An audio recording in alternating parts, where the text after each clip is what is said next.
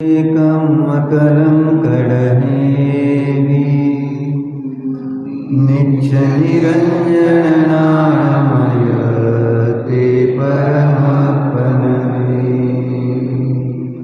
ते वन्दौ सिरिसेतगण हसनि देवि अनन्त शिवमय निर्वमनानमय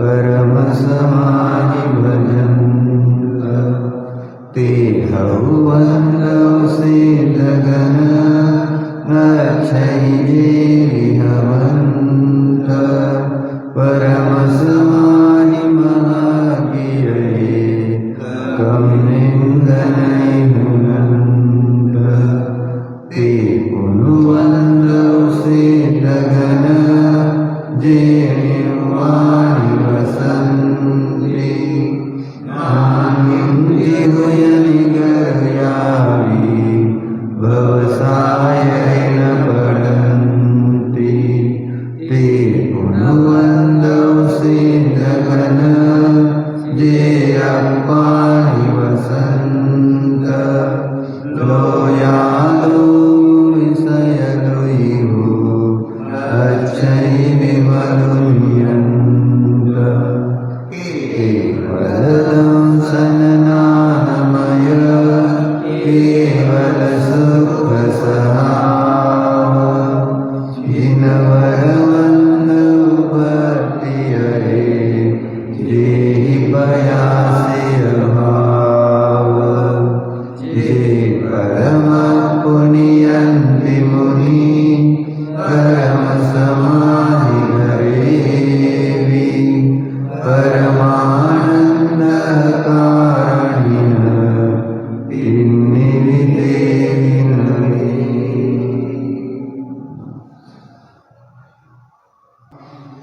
योगेंद्र रचित परमात्मा प्रकाश कशासाठी रचना झाली?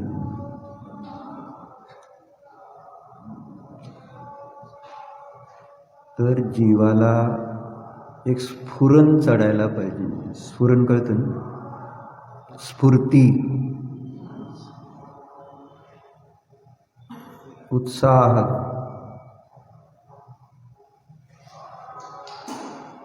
आपल्याला आपल्याच प्रती आलेली उदासीनता ती दूर करण्यासाठी. आम्ही सगळे स्वतःच्या प्रती उदासीन आहोत आणि पराच्या प्रती आम्हाला उल्हास आहे, उत्साह आहे. तिथं स्फूर्ती दिसून येते. तिथे प्रभावना दिसून येते. प्रकर्षाने भावना पराची, शरीर आदी परद्रव्याची, मोहादी परभावाची प्रभावना करण्याची जणू काही शर्यत लागलेली असते. कोण जास्त मोह करतं? लक्ष दिलं आम्ही परिणामांकडे तर लक्षात येणार आहे ही गोष्ट की आपण कोणत्या रेसमध्ये आहोत. स्वतःला चांगलं सिद्ध करण्याच्या शर्यतीमध्ये आहोत की स्वतःला वाईट सिद्ध करण्याच्या शर्यतीमध्ये आहोत. आजूबाजूचे लोक, त्यांच्याशी तर आम्ही शर्यत लावलेली आहे. आम्ही देवाशी थोडी शर्यत लावली, आम्ही गुरूंशी थोडी शर्यत लावली.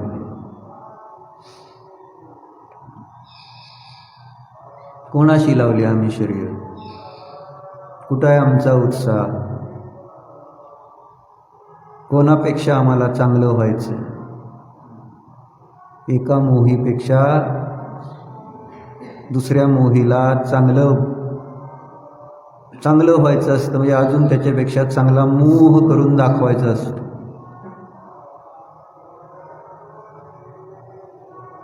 तुझ्याकडे किती पैसे, माझ्याकडे किती पैसे, तुझ्यापेक्षा जास्त. मोह स्फूर्ती, मोहात स्फूर्ती चढते विषय कषायाच्या विषयासंबंधी, तिथं आपल्याला उत्साह येतो. बाह्य सगळ्या वैभवाला व्यक्त करण्यासाठी, त्याची प्रभावना करण्यामध्ये आम्हाला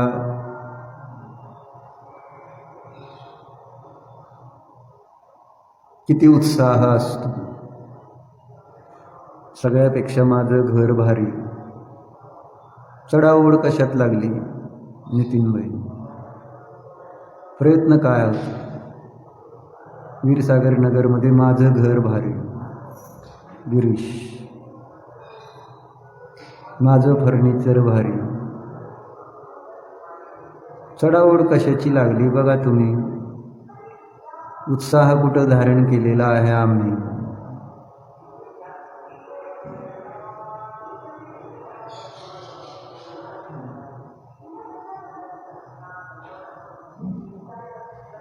पण आपण तिकडं बघत नाही ना, त्याच्यामुळे आम्हाला हे लक्षात येत नाही.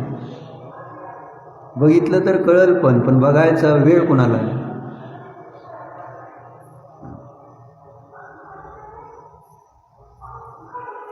म्हणून तर इथं वर्णीजी म्हणतात, अज्ञानासारखं दुसरं कोणतंही मोठं पाप नाही. सगळ्यात मोठं पाप कोणतं असेल तर अज्ञान आहे. आणि हे अज्ञानच आहे की आपल्याला हे समजत नाही आहे की मला कशात उत्साह आहे आणि कशामध्ये उदासीनता आहे.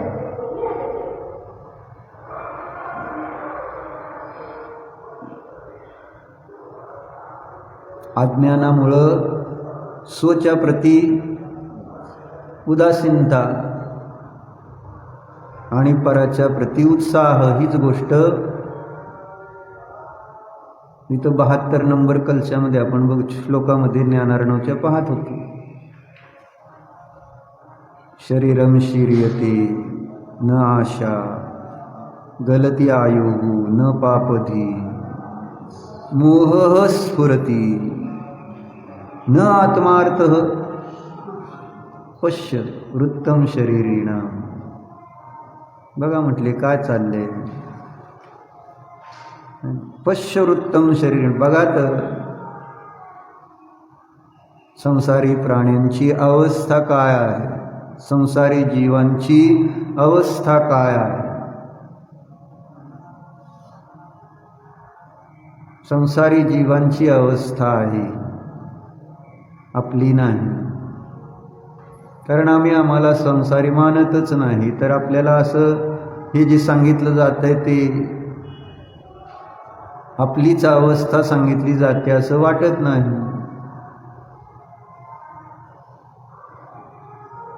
हे कोणाचं तरी आहे, माझं नाही. मला तशी आशा नाही, इच्छा नाही, माझी तशी पापबुद्धी नाही असंच आपण मानतो. तसा माझा मोह स्फुरायमान नाही असं आहे. इथं कोण्या संसारी जीवांची चर्चा चालली? काय अर्ज कोणाची? संसारी जीवाची. तू कोण आहे? संसारी का मुक्त आहे? म्हणजे कोणाची चर्चा चालली? तुझी चर्चा तुला वाटते का हे तुला समजलं पाहिजे.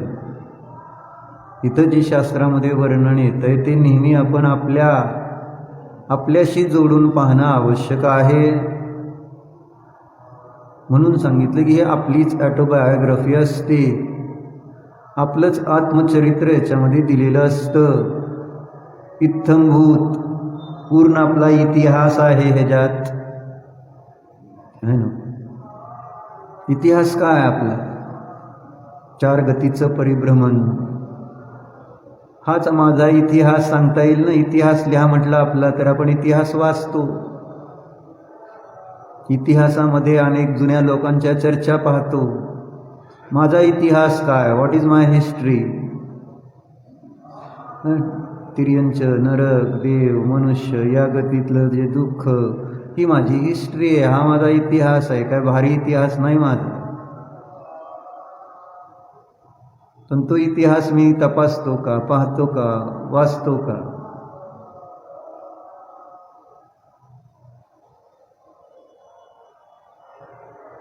प्रथमानी योग आहे, कर्णानी योग आहे, काय सांगतात ते? त्याच्यामध्ये कशाची चर्चा आहे? द्रव्य परावर्तन, क्षेत्र परावर्तन, काल परावर्तन, भव परावर्तन, भाव परावर्तन, काय आहे हे? इतिहास आहे. कोणाचा अर्ज? संसारी जीवाचा, आपला नाही. पुन्हा तसंच संसारी कोण आहे? परत सांग. आपण संसारी आहोत. भानावर राहणं, भानावर येणं आवश्यक आहे. मला भानच राहिलेलं नाही. विषय भोगाच्या निमित्तात मला हे भान राहिलं नाही. वेळ नाही चिंतन करायला. पुण्याचा असा उदय आलाय की आपल्याला धर्माची गरजच राहिली नाही. धर्मामध्ये म्हणून तर उत्साह नाही.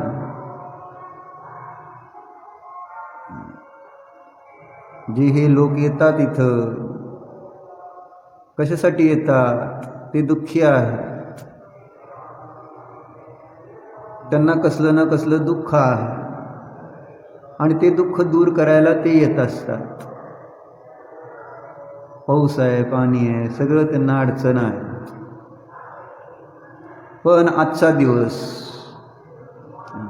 आमच्या शेजारी आलेत लोक तिथं थांबायला. तेच सांगत होते, आळंदीवरनं आम्ही चालत आलो. लोक आम्हाला म्हणत होते गाडीत बसा, पण आम्ही बसलो नाही. आम्ही चालतच आलो. 3 दिवसापूर्वीची गोष्ट, 3-4 दिवस. आणि म्हटले आता इथं आलं तर हे पावसाने इतकी आपदा झाली. म्हटलं कुठं बसायचं, उठायचं, राहायचं, झोपायचं. पण हार मानली नाही. काही असलं तरी एकादश पूर्ण करूनच जायचं, हे नियमच. किती पाऊस येऊ दे, किती त्रास होऊ दे, काही होऊ दे. एकादश हा दिवस, आषाढी एकादशी. माघारी फिरतेत का लोक? जाऊ शकत नाही. कारण त्यांना त्रास आहे. त्यांना दुःख आहे. आणि त्यांना माहिती आहे हे दुःख त्या दिवशी मी इथं थांबून देवदर्शन करेल तर माझं दुःख 100% त्या ठिकाणी नष्ट होणार. या श्रद्धेने सगळ्या प्रकारची दुःख सहन करतात. दुःखाला दूर करायचं तर थोडं दुःख सहनही करतात.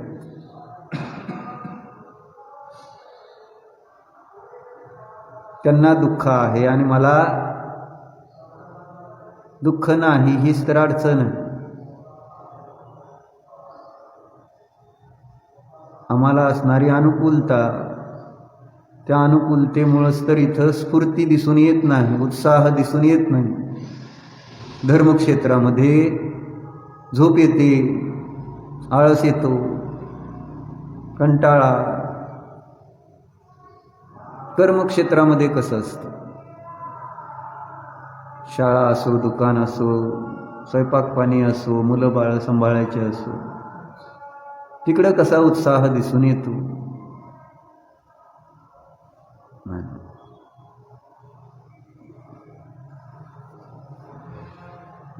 असं का होतंय? काय कारण? काय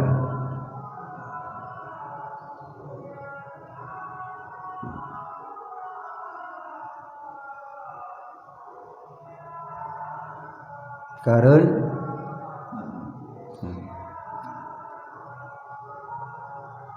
मोह, मिथ्यात्व, अज्ञान, असंयम, अवृत्ती, प्रमाद, कषाय, योग. या कारणामुळं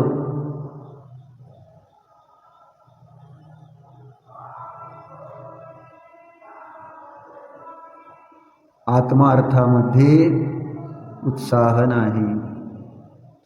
आणि म्हणून पहिलं अंग जे घेतलं, कोणतं अंग आहे? निशंकित अंगामध्ये कुंदकुंदाचार्यांनी काय सांगितलं? शंकारहित तुम्ही काय केलं पाहिजे? छेदलं पाहिजे मोहाला, जो चत्तारे वी पाये छिंददी मोह बंद करे, असं त्यांनी गाथा दिली तिथं. जी 4 प्रकारची बंधाची कारणं आहेत त्याचं छेदन करा शंकारहित होऊन. जसं त्या अंजन चोराने शंकारहित होऊन ते शिदाचे दोर तोडले होते, खाली भाले होते, म्हणून शंका घेतली नाही की हे तोडले तर मी मरणार काय हो. आनम पाणम कच नाही जान, नमोकार मंत्र येत नव्हता त्याला, पण त्याने ते दोर तोडले का नाही. झाडाला बांधलेलं जी त्याच्या खाली लावलेली भाले आहेत, शंका नाही, पूर्ण श्रद्धेने तोडली आणि आकाशगामिनी विद्या प्राप्त होऊन अकृत्रिम मेरू पर्वतावर असणाऱ्या अकृत्रिम जिनचैतालयाच्या दर्शनाला गेला आणि त्या अकृत्रिम जिनबिंबाच्या दर्शनाच्या निमित्तात सम्यक दर्शन प्राप्त करून मुनिदशा अंगीकार केली आणि मोक्षाला गेला शंकारहित. आणि माझं उलट आहे, मला शंका धर्म क्षेत्रामध्ये धर्माच्या विषयामध्ये शंका आहे. धर्म मला सुख देईल का दुःख देईल? निशंक कुठं झालो आम्ही? धर्म मला सुखच देणार दुःख देणार नाहीच. धर्म सुखाचंच कारण आहे, दुःखाचं नाहीच. निशंक आहोत का? कोणतीही परिस्थिती असली तरी. पण पहिल्यांदा शंका जर प्रतिकूलता आली तर धर्मावरच येते. प्रतिकूलता धर्म करत असताना प्रतिकूलता आली तर आमची पहिली शंका, पहिली आपली सुई, शंकेची सुईचं टोक कोणाकडं? दोष कोणाला दिला जाणार? उपवास केला, चक्कर आली, दोष कोणाला देणार? दोष कोणाला देणार?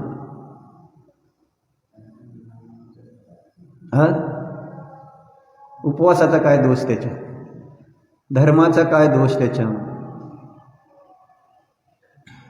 पण दोष कोणावर, आरोप कोणावर येतो?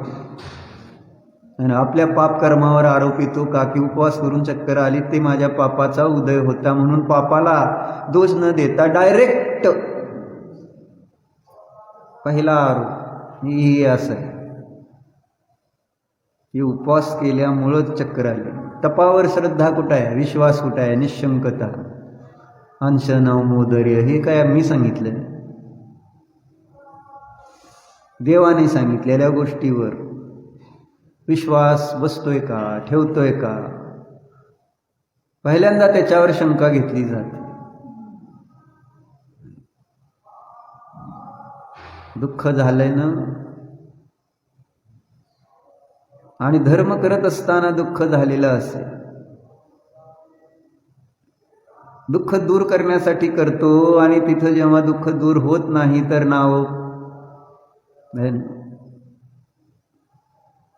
कोर्टामध्ये केस चालू आहे म्हणून विधान केलं आणि केसचा निकाल आपल्या विरुद्ध लागला. आरोप कोणावर? कोणावर आरोप?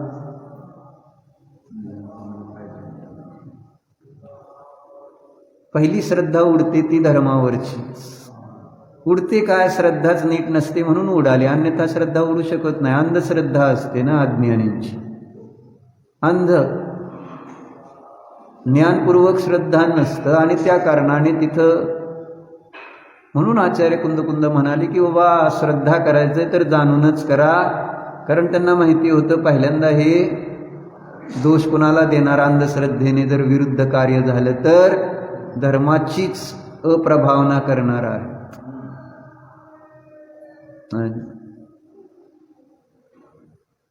अप्रभावना मरीचीने पहिल्यांदा केली ना या चतुर्थ काळामध्ये. आदिनाथाच्या विरोधात गेलं कोण? 24वा कोण? मी. कसं शक्य आहे? अप्रभावानं, अज्ञानामुळं होतंय काय?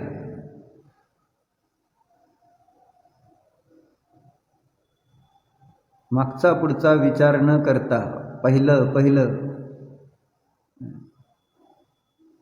पहिला आरोप निमित्त धर्मावर केला जातो, याचा अर्थ शंका नाही. संसारामध्ये किती वेळा मला धोका,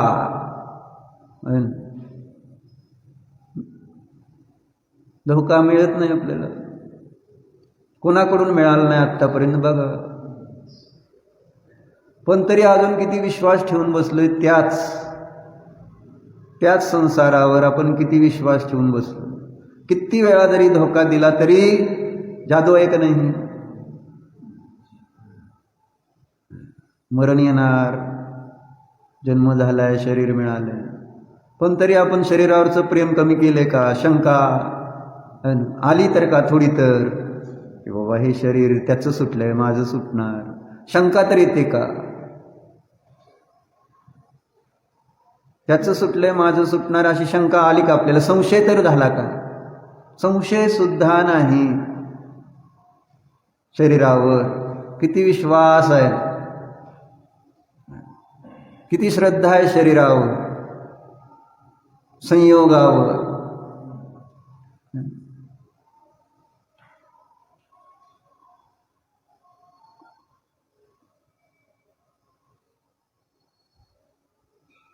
किती वेळा जरी आपल्याला आपला विश्वासघात झालेला आहे, किती वेळा झाला विश्वासघात, नाही झाला, नाही होत. कोणाचा विश्वासघात? विश्वास ज्याच्यावर ठेवला तो विश्वासघात करत नाही आहे का? बघा, इंद्रिय विषय भोग असू देत, नाहीतर संयोगी जन असू देत, कोण विश्वास ठेवण्यासारखा आहे सांगा? कोण साथी, कोण सोबती राहतं सांगा?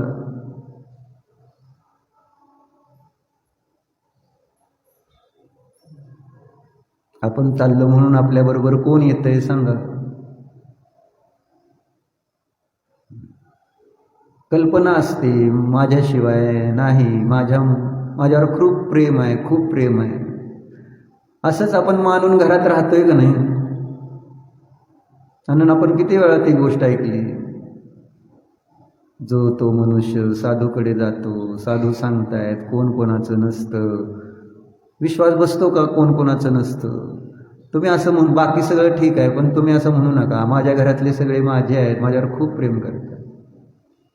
नाही का? त्याला वाटत नसतं का तसं? माझ्यावर खूप प्रेम आहे माझ्या घरच्यांचं, तुमच्यावर नसेल म्हणून तुम्ही दीक्षा घेतली. दीक्षा कोणी घेतलेली असते? ज्यांच्यावर घरच्यांचं प्रेम नसतं, माहिती आहे तुम्हाला? ज्यांना घरातले लोक नेहमी असं तिटकारा, तिरस्कार, किळस, असे लोकच दीक्षा घेतात, माहिती आहे तुम्हाला? कोणी त्याला किंमत देत नाही, असे लोकच धर्म करते, दीक्षा घेते. आम्हाला किती व्हॅल्यू आहे, किती आहे गिरीश व्हॅल्यू तुला? सगळ्यांचं प्रेम आहे का नाही तुझ्यावर?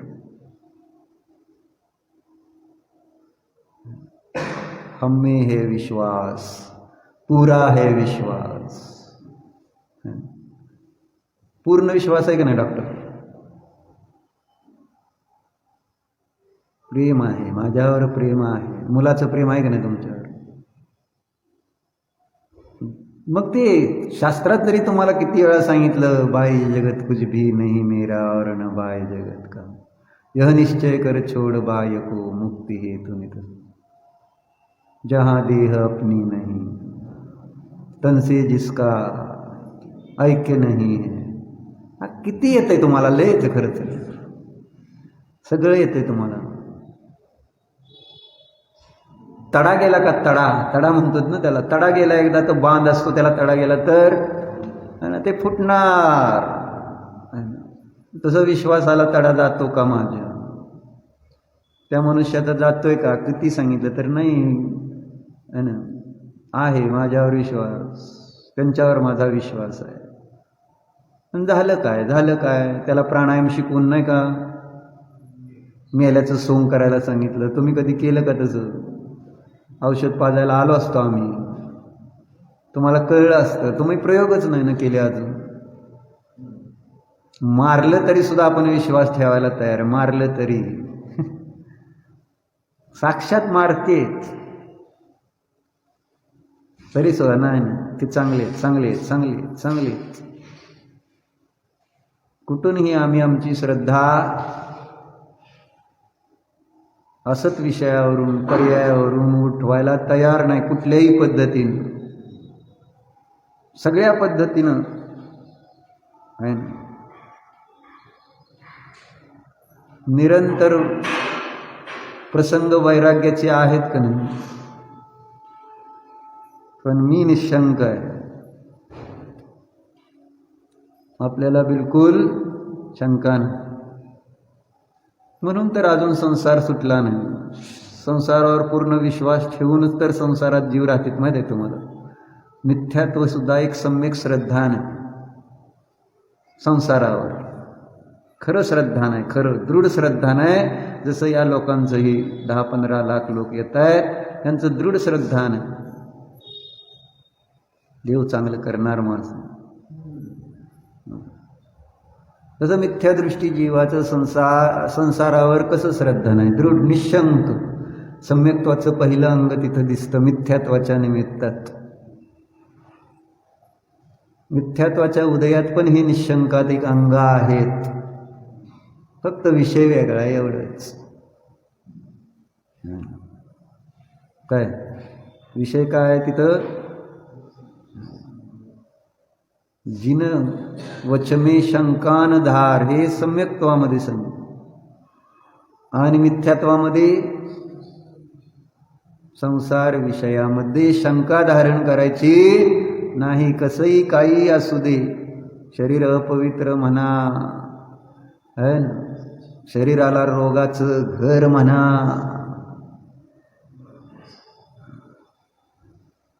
शंका आहे का? ॲनिव्हर्सरी अजून हॅप्पीच आहे का नाही? अनुजात आहे, शंका नाही. ॲनिव्हर्सरीमध्येच आनंद आहे, बर्थडेमध्येच हॅप्पीनेस आहे. हॅप्पीनेस आमचा कशामध्ये आहे? आनंद कशामध्ये आहे माझा? शंका नाही मला. विषयामध्ये, धनामध्ये, परामध्येचा आनंद आहे.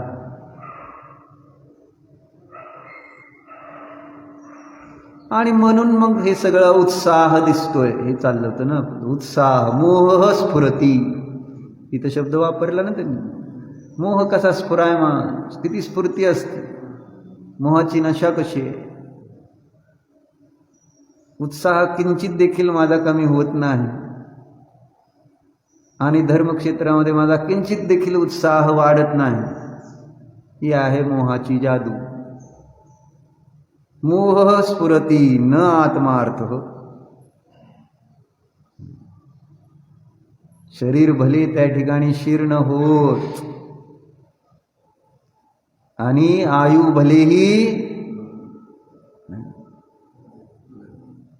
नष्ट होत, मोह काय कमी होत नाही.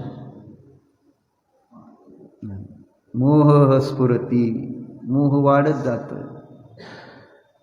जसं जसं वय वाढतंय मोह वाढतोय का कमी होतो? बालपणात किती मोह, तरुणपणात किती मोह आणि वृद्धपणात किती मोह. बघा, तुलना करा. लहान मुलांना किती मोह असतो. भांडण करतील, गोंधळ करतील, गावाला जायचं म्हणून हट्ट करतील, पण विसरून जातील का नाही? त्याला गाडीत फिरवून आणलं की विसरून जातं. किती वेळ राहतो त्यांचा तो कशा आहे. आणि आपल्याला जर गावाला नेलं नाही, आपल्याच फॅमिलीतल्या लोकांना, आपल्याला जायचं असताना, नाही तुला नाही नेणार. बघा काय होतं, काय होईल, काय झालं असतं. लहान मुलासारखा आपण थोडा रडलो असतो आणि परत बरं असू द्या. ते आल्यावर आता ते बोलणार नाही का निरव त्यांच्याशी? सगळ्याशी बोलणार, खेळणार, हसणार. काय भानगड आहे? काय भानगड आहे? का त्याला असं वाटत नाही की ह्यांनी मला सोडून गेले, मला नेलं नाही? त्याच्यासमोर बस निघून गेली त्याच्या नातेवाईकांची. नीरव छोटा मुलगा आहे, रडत होता, जायचं हट्ट करत होता. पण त्याला कोण घेऊन गेलं का? बाबा हट्ट करतोय, रडतोय. आगमला नेलं पण नीरवला नेलं का सांगा? काही करा ते नसतंच, दुसरंच आहे. परकच राहतं. किती तुम्ही काही कसंही म्हणा, माझी मुलगी म्हणा, माझ्या मुलीचा, काही नसतं. भावाचा पोरगा, आपला पोरगा नेला का? बरं चल, जाऊ दे नीरव, तू पण चल, तुला त्रास रडतोय का? नको, चल तू पण, असं म्हणून नेलं का मयुराने तिला? मग तुम्हाला तिला राग आला का मयुराचा? नाही आला? मयुरा माझी आहे, कसं तिला? मग तिला सगळं त्रास नको तिला. नीरवला त्रास झाला तर चालतंय. फरक असं.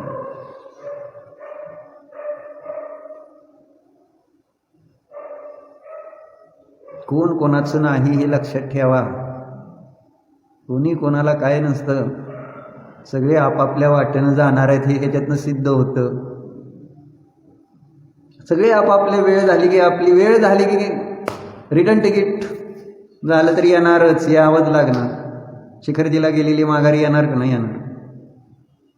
यावंच लागणार त्यांना. किती आवडू दे. शिखरजी सांगत होते काल मला फोनवर, सगळीच बोलत होते एकानंतर एक, मी एकटा, ते 10, 20, 25, 30 सगळ्यांना आमचं असं झालं तसं झालं. बरं आता आम्ही प्रत्येकाशी, अरे मी एकटा आहे, मला एकाचं नाही. पण सगळ्यांना असं सांगायचा उत्साह, प्रत्येकजण फोन करून 30 जणांशी बोलायचं म्हणून माझा जीव जाईल का नाही शेवटी?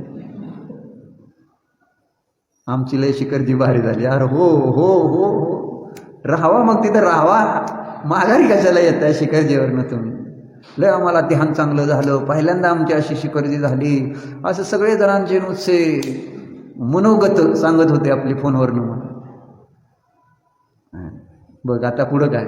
आता माघारी, आता खालचं दर्शन करणार आहे आज. आणि मामीने तर लगेच मला सांगितलं, आम्ही परवा येतोयच, त्यानं तिकीट काढलेलं आहे, येणारच आहे आम्ही लगेच.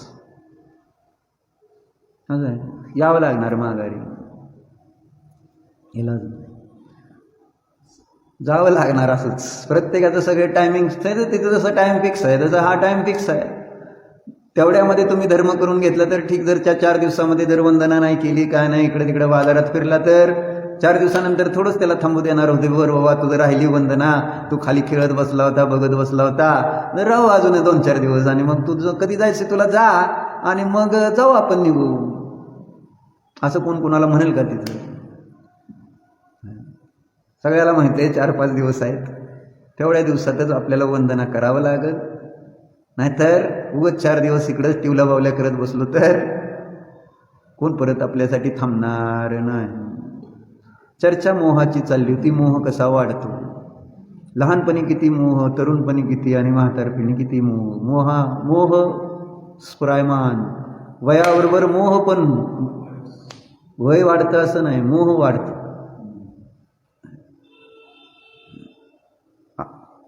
आयुष्य वाढतं नाही खरंच आहे.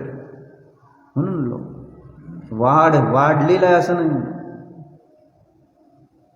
पण जसं तिथं व्यवहारात वाढलं मानतो, उलटच आहे ना ते. आयु घटित कमी होत चाललं, आणि मी वाढलं म्हणून तो दिवस साजरा करत चाललो. उलट चाललंय हे सांगायचं. मोहामध्ये हेच जर जात कळत नाही की काय करतो आहोत.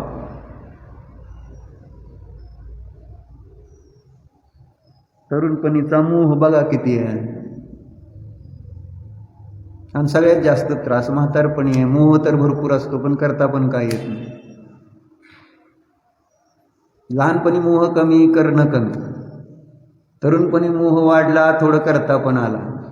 म्हातारपणी मोह वाढलाय, पण काहीच करता येईना. सगळ्यात जास्त दुःखी म्हणून म्हातारी लोक असतात, कारण मोह नाही ना सुटलेला. विकल्प वाढवत गेलेला असतो ना. मोह वाढला म्हणजे काय?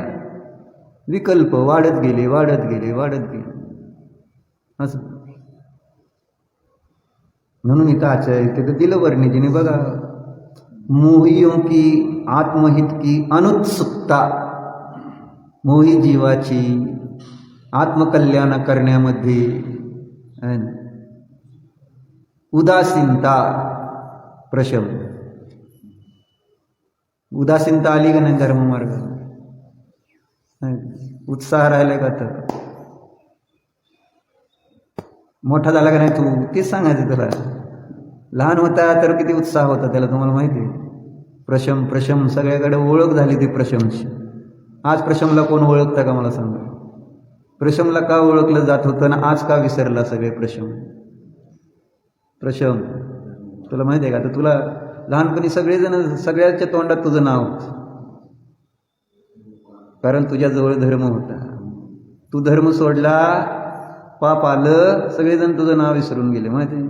गणित बसतं की नाही असं? पण तुला काय आवडतं? कुणी तुला तुझं नाव न घेतलेलं का तुझं नाव सगळ्यांनी घेतलेलं आवडतं? खरं खरं सांग, खरं खरं सांग,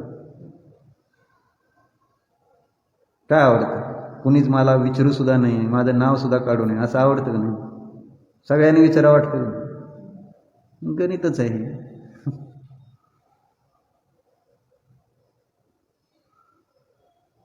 मग प्रशमचा उत्साह वाढलाय का कमी झालाय? हा, म्हणून इथं सांगितलं मोहियों की, हे आहे मोहाचं चिन्ह.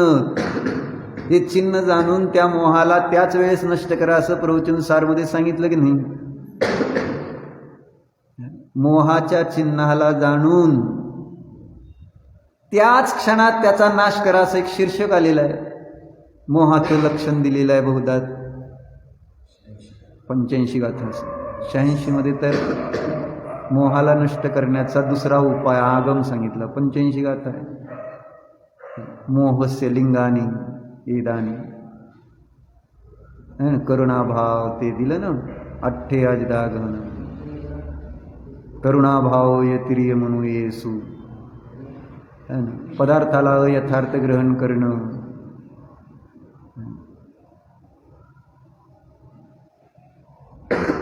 करुणाभाव धारण करणं आणि विषय भोगामध्ये रुची करणं,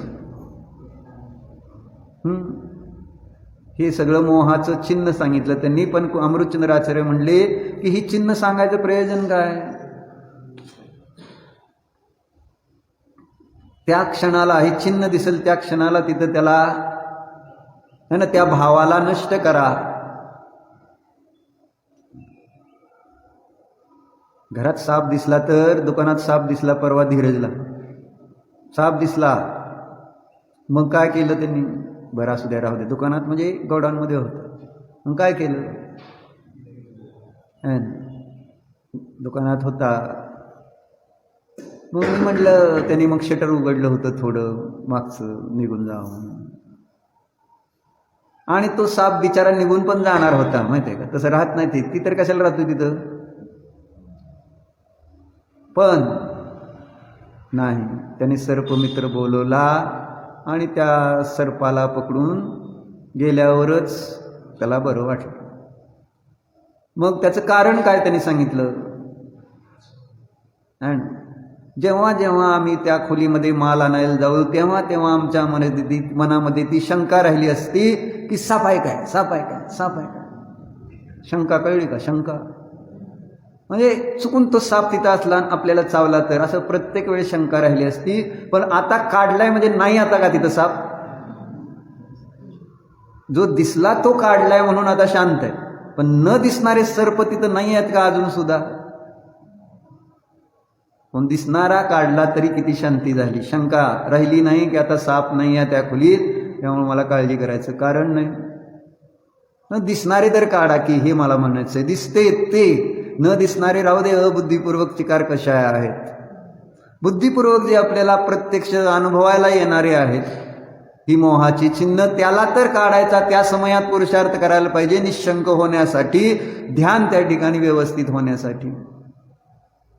शंका राहणार नाही ना तुम्ही ध्यानाला बसल्यानंतर. जसं घराला कुलूप लावलं तर शंका राहते का? आता आता माझ्या मनात शंका आहे, बाई आली इकडं है ना, प्रियाच्या घरी कोण नाही समजा, मग बाईनं लावलंय का नाही कुलूप, का तशीच आली विसरून, है ना, शंका, लावलंय का ग कुलूप?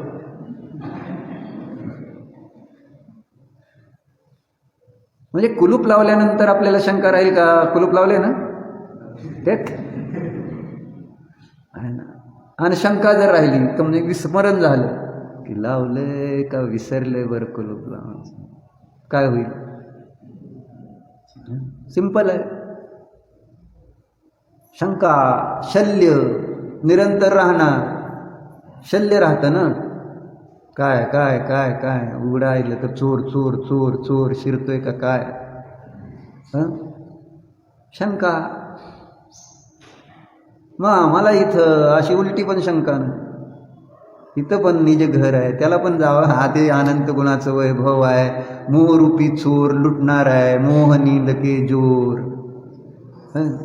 काय मोह नींद के जोर जगवासी घूमे सदा, कर्म चोर चहु और सर्वस्व लूटे सुध नहीं, काय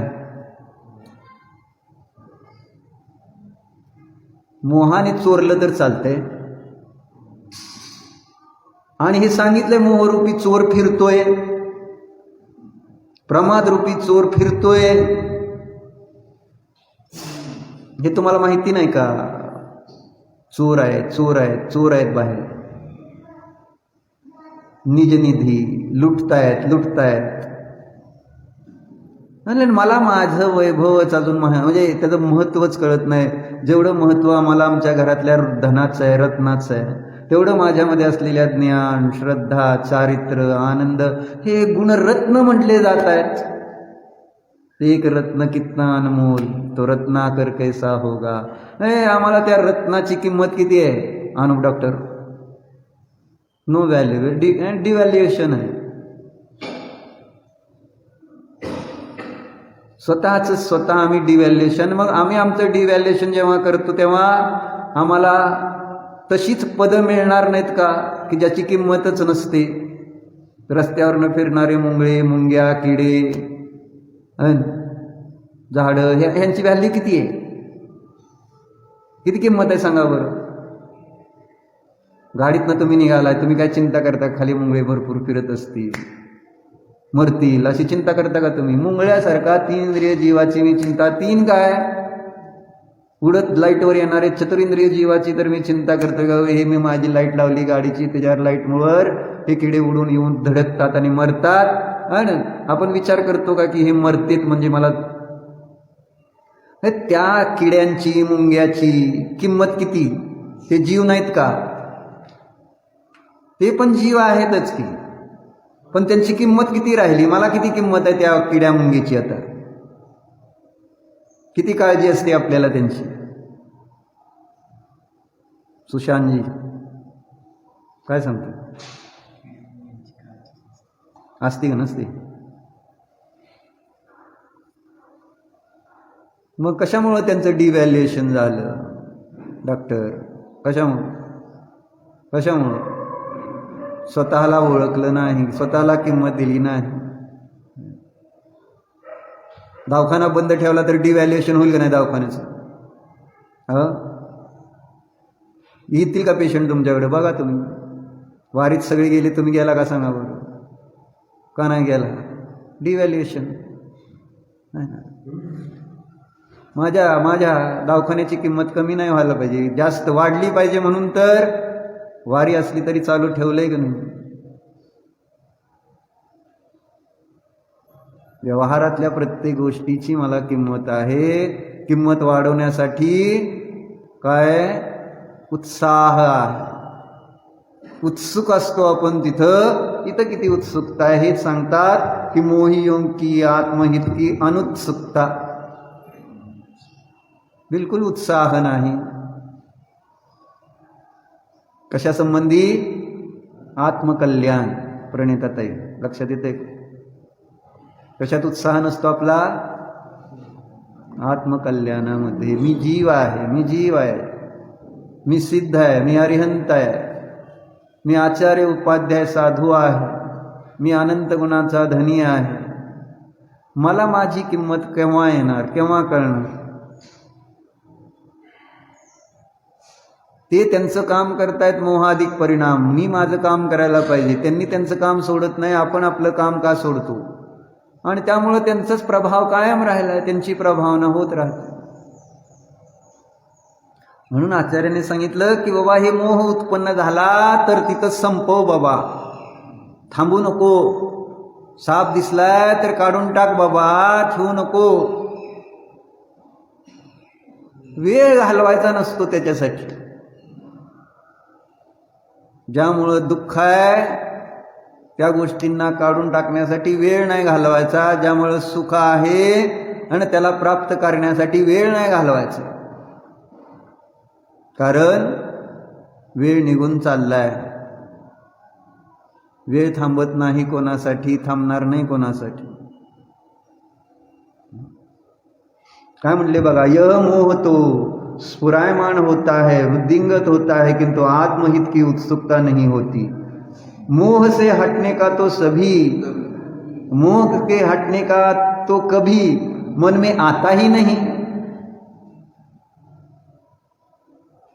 चलो शांत हो, मोह कम करे, विवेक हो, भेदभाव हो, ऐसी भावना भी बने तो चलो कह लो कि मोह को हटाने की बात चित्त में आई.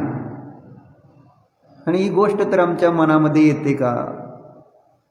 मोह कमी करायचा आहे, शांती प्राप्त करायची. मोह कमी करायचं ही कधीच गोष्ट आपल्या मनात येत नाही बरं का. तुम्ही म्हणाल की आम्हाला येतं, फसवत असतो आपण स्वतःला. आम्ही मंदिरात येतोय, दर्शन करतोय, पूजा करतोय, दान करतोय आणि असं आपण समजू कदाचित की आमचा मोह कमी होतोय, कमी होतोय. नसतो, कधी सुद्धा नसतो. कारण आमचं म्हटलं ना, श्रद्धा तिकडे जोडलेली आहे. आणि श्रद्धा तिकडे जोडली असताना मोह कमी होणार कशी? श्रद्धा पराशी जोडली असताना मोह होणार कसा कमी? सांगा. स्वतःला आपण फक्त फसवलेलं असतं. काय अनुभव का नाही? कळतं का नाही तुम्हाला? खरं खरं कळतं का नाही? का नाही कळत तुम्हाला? मोह कमी झालेला असतो का सांगा बरं?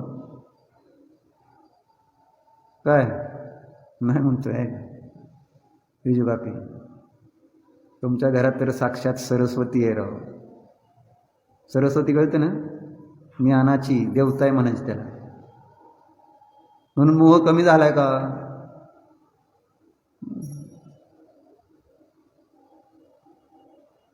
विचार स्पर्श करत नाहीत, आपल्या लक्षात येत नाही अजून की मोह कमी करायला पाहिजे. मोह वाढतोय, हा मोह आहे.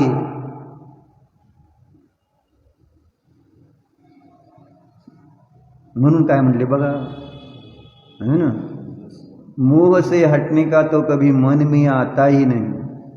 चलो शांत हो, मोक्ष मोह कम करे, विवेक हो, भेदभाव हो, है ना, म्हणजे भेद ज्ञान हो, ऐसी भावना भी बने तो चलो कह लो कि मोह को हटाने की बात चित्त में आई. है ना, यह सब अज्ञान का महात्म्य है कि जो मोह हटाने के परिणाम बनते नहीं. म्हणून तिथं त्यांनी वाक्य, अज्ञान जैसा पाप अन्य क्या होगा. अज्ञानासारखं दुसरं कोणतं पाप असू शकेल? अज्ञान कशामुळं असं वाटतं? जो मी आहे त्याच्या प्रती उदासीनता, जे शरीरादी पर आहेत, अनित्य आहेत, कायम राहणारे नाहीत, त्याच्या प्रती उत्सुकता, तिथं स्फूर्ती, तिथं प्रभावना, तिथं निशंकितता, शंका नाही त्याच्यामध्ये. असं आहे. म्हणून इथं वर्णिजी म्हणते, अज्ञान जैसा पाप अन्य क्या होगा. वस्तु स्वरूप का यथार्थ बोध ना हो सके, उल्टा पुल्टा माने, निज की सुध ना रहे, पर को निज माने, ऐसा अज्ञान भाव का फल कितना खोटा होता है.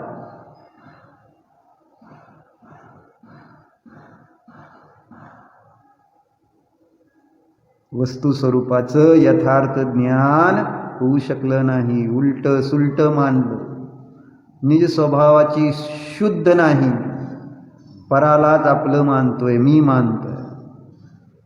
अशा अज्ञान भावाचं फळ किती खोटं असेल कल्पना करावी लागेल. जैसे केवल ज्ञान की महिमा बड़प्पन महत्व बताने की सामर्थ्य नहीं है, ऐसे ही इस अज्ञान की महिमा महात्म्य बताने का भी सामर्थ्य नहीं है. दोन्हीचं सामर्थ्य नाही सांगण्याचं. अज्ञानाचं पण अज्ञान सांगायचं म्हटलं तर अज्ञानाची महिमा सांगता येणार नाही.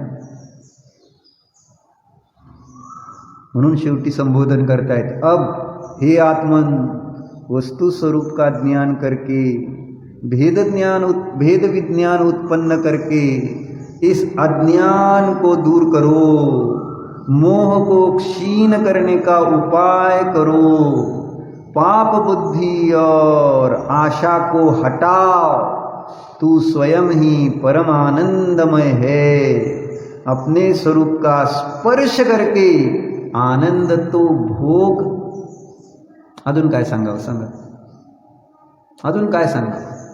अपने स्वरूप का स्पर्श करके तू आनंद तो भोग. अजून स्वरूपाला स्पर्श करा आणि त्याचा आनंद घ्या. मजा आहे, मजा आहे, इथेच मजा आहे.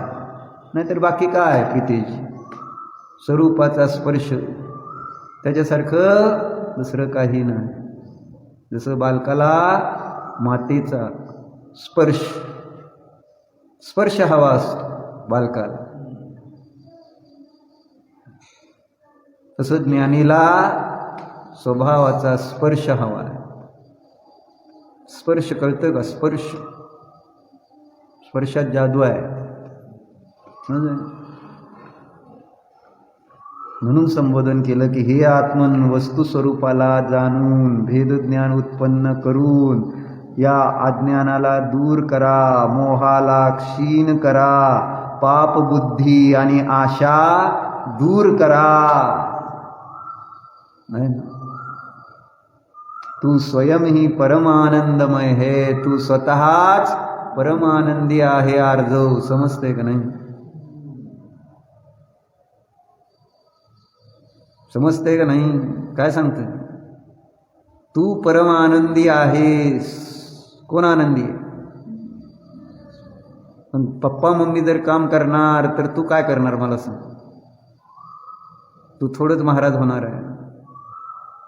पप्पा दवाखान्यात, मम्मी दवाखान्यात, तू काय करणार? आणि आजी बी दुकानात. फार महत्त्वाच्या गोष्टी आहे. मुलगा काय शिकणार? तुम्ही शिकवल्यावर एक मंदिरात जायचं, पाय पडायचा, स्वाध्याय करायचं, हे खायचं नाही ते बरं. पण करणार काय सांग बरं तू? खरं खरं सांग. डॉक्टर होणार आहे का नाही तुम्ही? डॉक्टरच होणार नाही काय? ती सांगते, डॉक्टरच होणार तू. निशंक. शंका आहे का काय त्याच्यात? नाही, शंका नाही. तेवढं सांगते, शंका नाही, मी डॉक्टरच. मी प्रितेश भैयासारखा ब्रह्मचारी राहीन, अभ्यास करेन, जिनधर्माची प्रभावना करेन. काय बिघडलं काय मी म्हणतो? एक जन्म द्या निज आत्म्याला. कळते का नाही? आणि मग इथं मी वाचतोय आत्मा आनंदमय आहे, त्याला स्पर्श करा. लय भारी असतं. काय भारी असतं?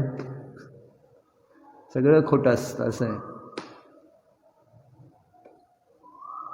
चिंतन करा. ओम नमः. भो प्रभू मनोचंका सत्कार्यचंद्र सर्व समारंभ क्रोधमान माया प्रमाद इत्यादी विभागांच्या माझ्या करून या भावात गुरुभावात हरदेवशास्त्र गुरु यांचं घेतलेल्या व्रतामध्ये अतिक्रम व्यतिक्रम अतिचार अनाचार दोष लागले. केंद्रियापासून पंचेंद्रियापर्यंत ज्या काही जीवांची हिंसा स्वाध्याय करीत असताना घडलेले सर्व दोषाविषयी मी पश्चाताप व्यक्त करून क्षमा. हे माझे सर्व दोष, या सर्व दोषाविषयी